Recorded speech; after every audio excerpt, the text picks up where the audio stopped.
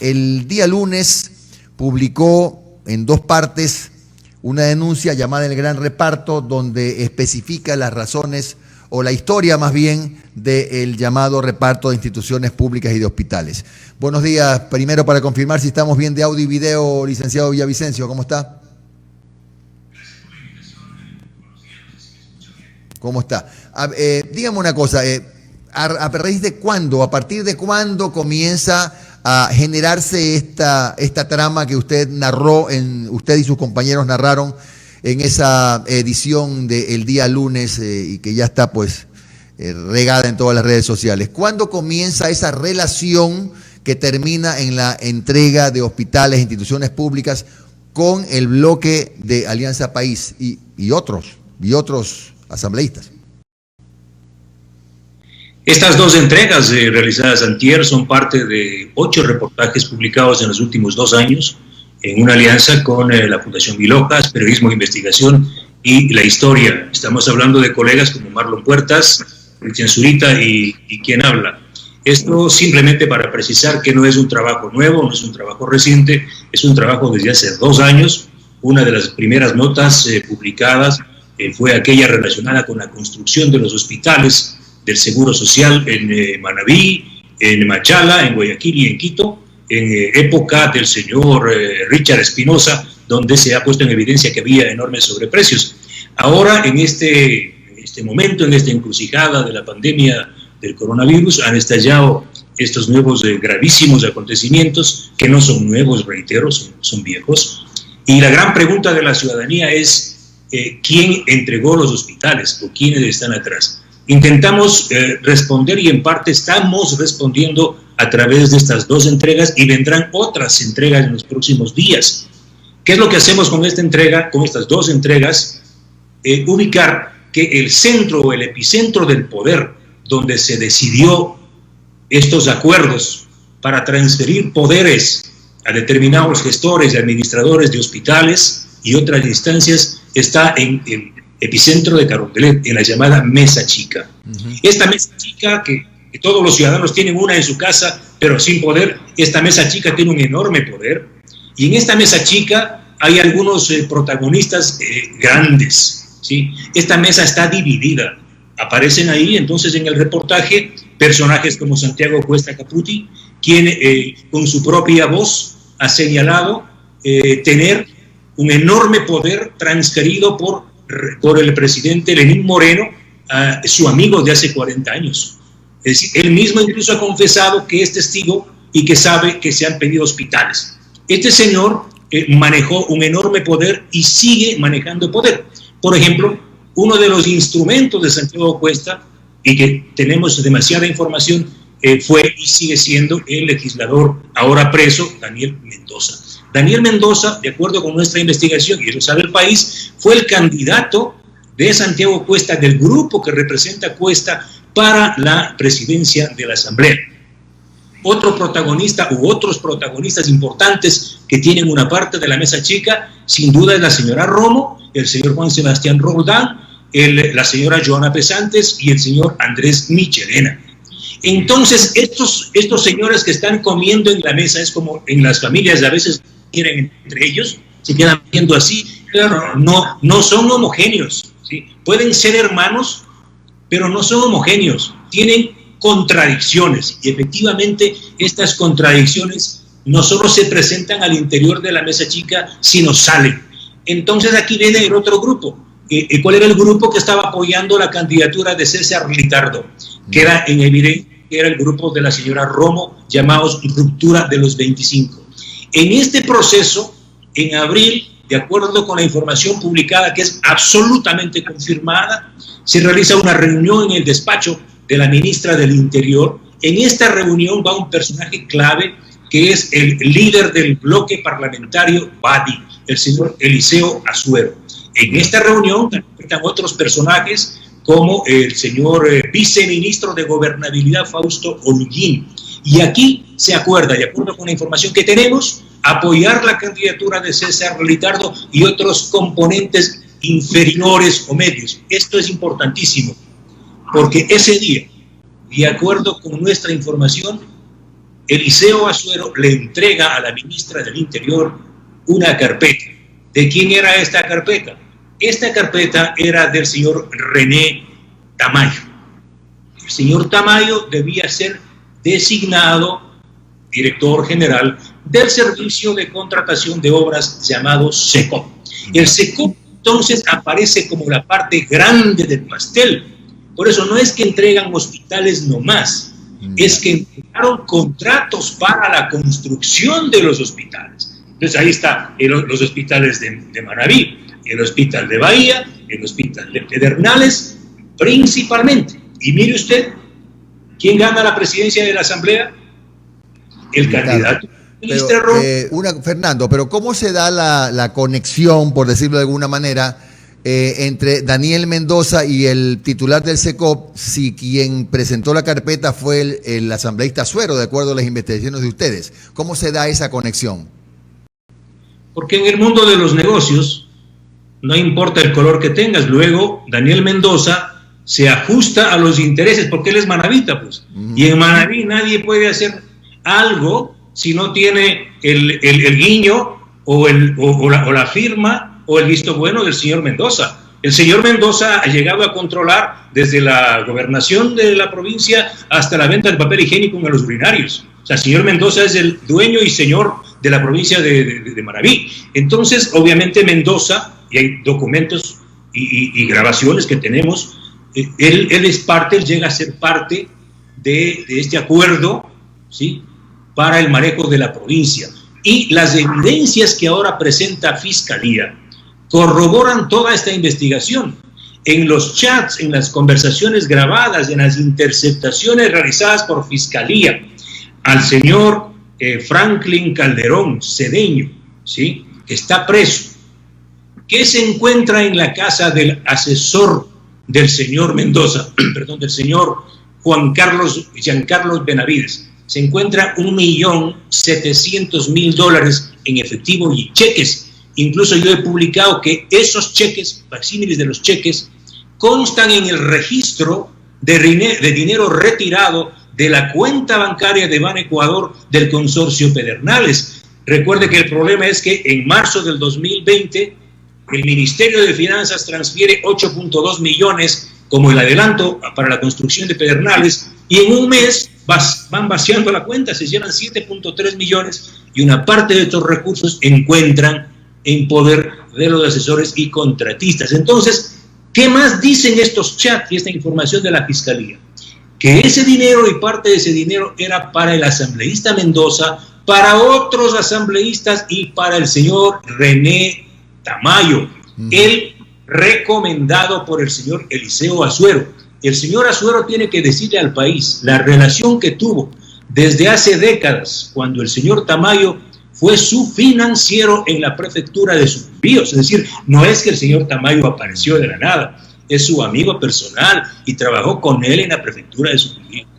Fernando, entonces de lo que usted ha investigado, no habría una sola persona que transfería poder, sino varias. Asumo que usted tiene fotografías, grabaciones, ha hecho acopio de todo eso para decir lo que dice. No había una sola, no era solamente el señor Cuesta, la ministra Romo o el señor Roldán, no era uno solo, eran varios, eso entendí. Y no solo se trata del reparto de los hospitales, es el reparto de todo el poder, porque por ejemplo, con el limitado poder que ahora tiene el señor Cuesta, porque obviamente con la salida de Cuesta, la salida de José Augusto Briones y otros que eran cercanos a él, el señor perdió poder. Por ejemplo, ahora, ¿quién tiene poder en el sector minero? Sin duda es el señor Juan Sebastián Roldán. Nosotros publicamos una nota, incluso con las declaraciones del presidente Moreno, porque horas antes de publicar el reportaje llamó el presidente Moreno, habló con mi colega Cristian Zurita y confirmó que él no sabía, esto es muy importante, que él no sabía y que no estaba de acuerdo con la reunión que se iba a hacer ese día, me recuerdo un jueves, para entregar el proyecto minero Yurimagua, uno de los más importantes proyectos mineros, a la empresa Codelco de Chile. ¿Quiénes son los representantes de Codelco de Chile en el Ecuador. El estudio jurídico Pérez Bustamante, del cual es socio principal el tío del señor Juan Sebastián Roldán. Es decir, está publicada esa nota en nuestro portal Periodismo de Investigación. Entonces, no estamos hablando solo del reparto de hospitales, estamos hablando del gran reparto de todo el poder, porque contrariamente a la época de Correa era el gran pararrayos, el gran virrey, él manejaba todo de forma vertical. El gobierno del presidente Moreno, por más o menos limitaciones, tuvo que, para construir gobernabilidad, como se llama, ¿sí?, repartir el pastel entre algunos protagonistas y copropietarios de la mesa chica. Lo que implica que no estaba consolidada la unidad del propio partido del gobierno, del presidente de la República. Sin duda, porque desde un comienzo hay la fractura en Alianza País con las contradicciones internas entre el propio Correa y Moreno, que ahora son un poco ácidas. Entonces, claro, ideológicamente y políticamente el gobierno de Moreno podrá explicar, nosotros nos vimos obligados a hacer estos pactos con el BADI, con el MIN, con el Partido Social Cristiano, con CREO y con todos. Claro, ahora es muy importante destacar esto, más allá, en la misma línea de nuestra investigación, que los acuerdos y los pactos políticos son necesarios. En todos los países del mundo, en todas las sociedades civilizadas, se procuran acuerdos de gobernabilidad. Pero una cosa es la legitimidad de esos acuerdos políticos, ideológicos, para orientar proyectos de desarrollo.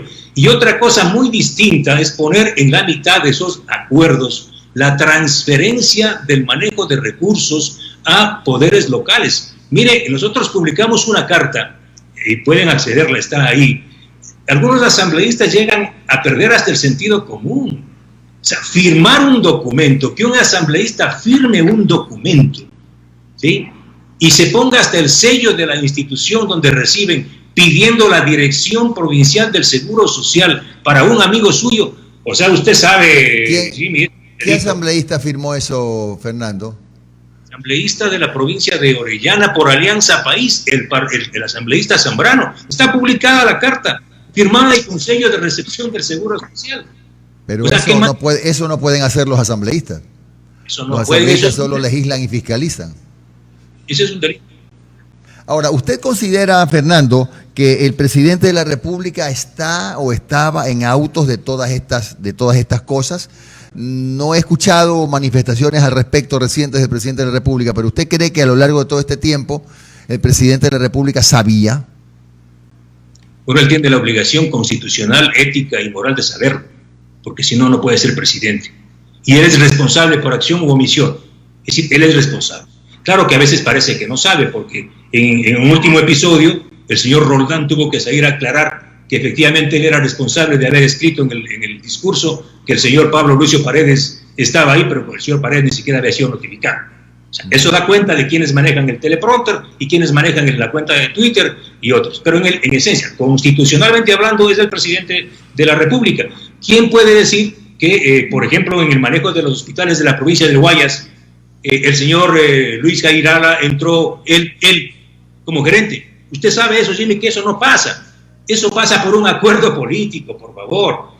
Y que el señor Salcedo, por ejemplo, que el señor Salcedo, el señor Maracita, el señor Cordán, tenían el poder que tuvieron en el hospital de Teodoro Maldonado Carbo, en el proyecto Prisa o en el hospital Los Ceibos, porque el portero los dejó entrar. Si un enfermo cuando va al hospital Teodoro Maldonado Carbo se muere en la puerta. ¿Cómo decía el señor Salcedo? El señor Salcedo era una pieza antigua. Este muchachito, cuando se graduó del colegio, si se graduó, el año 2009 ya constituyó su primera empresa, HDC. Y mire, esto es muy importante. Con esa empresa, el señor Salcedo, los años 2013 y 2014, firma contratos con el gobernador, exgobernador de la provincia del Guayas, el señor Rolando Panchana. Los contratos del señor Raúl Di Blasio, ¿quién firma? El señor Salcedo. Y luego el Contralor Poli, esto es muy importante, el Contralor Poli hace un examen especial a esos contratos y emite un informe con responsabilidad penal. ¿En contra de quién? De Salcedo y de la contraparte oficial. Ese informe con responsabilidad penal en el año 2016 llega a manos de Galo Chiriboga Zambrano. ¿Y qué es lo que pasa? Galo Chiriboga archiva el proceso. Mire usted lo que estoy diciendo. Es decir, que si la Fiscalía de ese entonces hubiese actuado con responsabilidad, el señor Salcedo ni siquiera le hubiese conocido a la señorita Mieles, mucho menos hubiesen entrado al hospital Teodoro Maldonado, y peor si hubiesen caído en avioneta. Entonces, probablemente por eso que usted manifiesta es que luego la actual Contraloría firmó un contrato con el señor Salcedo, con la misma empresa. Y para cerrar el círculo virtuoso de la maldita corrupción que llega hasta las cabezas de los organismos de control. O sea, ya cuando los organismos de control están acusados de corrupción, es que ya se acabó. Hay que cerrar la puerta, apagar la luz y largarse. El señor Contralor actual, que fue subcontralor de Poli, que no podía decir, es que no sabía. Sabía. El señor Celi firma en diciembre del año 2017, ya en el gobierno de Moreno, un contrato por 1.3 millones de dólares. ¿Con quién? Con el señor Salcedo y la misma empresa auditada por la misma Contraloría. O sea, me pego un tiro en ayunas. Esto no tiene remedio. Fernando, ¿cuáles son, sin ánimo de que me adelanten ni me dé ninguna exclusiva, yo no ando atrás de exclusivas, cuáles son los otros temas, las otras aristas que usted está encontrando en su investigación y que van a ser publicadas en los próximos días, en términos globales? Bueno, nosotros no es que estamos votando hojitas de Excel como algunos medios están haciendo, ¿no? Aquí están los diputados, estos son. Pero sí, en efecto, yo puedo decir que en términos generales, una gran mayoría de asambleístas han abusado de su poder para pedir cargos, para parientes, hermanos, cuñados, amantes. Bueno, esto de amantes habrá que vamos a ver si podemos justificarlo, pero es una metáfora, ¿sí? Estos serían los pecados menores que prácticamente en la vida política de los países pasa, aunque no sea ético ni legal. Pero lo que nos interesa como periodismo serio de investigación es esta entrega de poderes. Por ejemplo, el poder del SECOP. Eso es gravísimo para el país. La entrega del manejo de los hospitales del IES. ¿Qué hace el señor Jorge Guates ahora, por ejemplo, en el IES?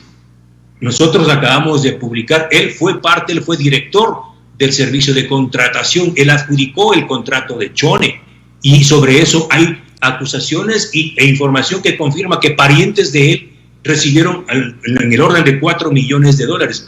Y casi todos los partidos tienen el pecadito. Por ejemplo, un diputado, un legislador social cristiano, tiene a su hermano en el registro civil de la provincia del Guayas.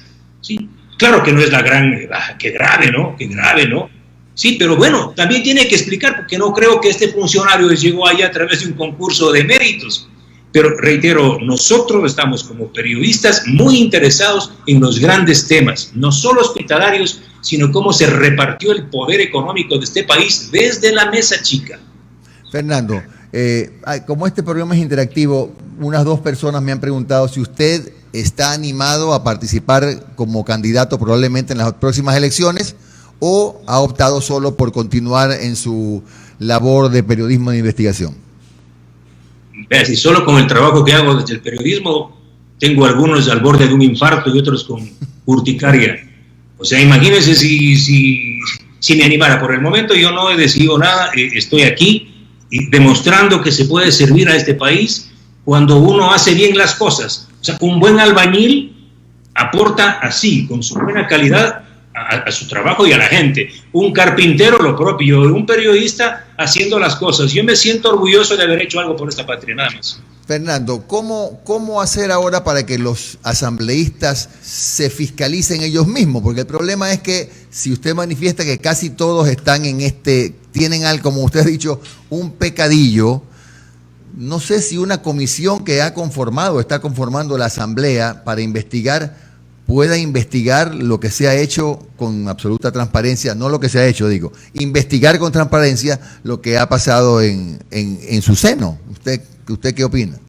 Sí, yo acabo de poner un mensaje en mi cuenta de Twitter respondiendo un poco a esa inquietud, porque acabo de escuchar a un legislador, que no sé si es bueno o malo, habrá que investigar, decir que se conforme una comisión especialísima de la Asamblea Nacional para que se investigue. eso es como pedir a Satanás que se corte las uñas. O sea, usted imagínese en Satanás cortándose las uñas, o como dice la gente del barrio ahí, Guayaquil y acá, dice, no, pues es como amarrar al perro con longaniza. No, aquí quien tiene que fiscalizar, quien tiene que investigar a los asambleístas, a todos, a los 137, es la fiscal general Diana Salazar.